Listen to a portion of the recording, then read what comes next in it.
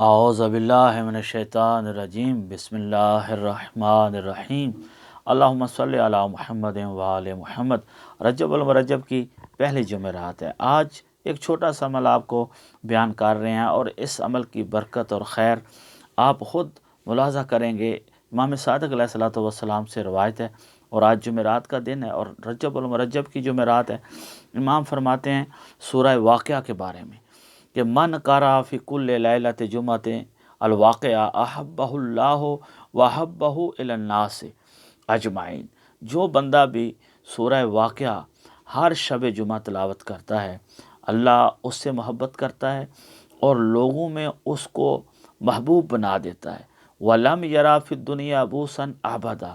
اور یہ شخص دنیا میں کہیں بھی نا امید نہیں ہوتا، کہیں جاب کے سلسلے میں جائے، رزق کے سلسلے میں جائے، رشتے کے سلسلے میں ہو، اپنی زندگی کے ہر معاشرتی اور نجی شعبے میں یہ مایوس نہیں ہوگا۔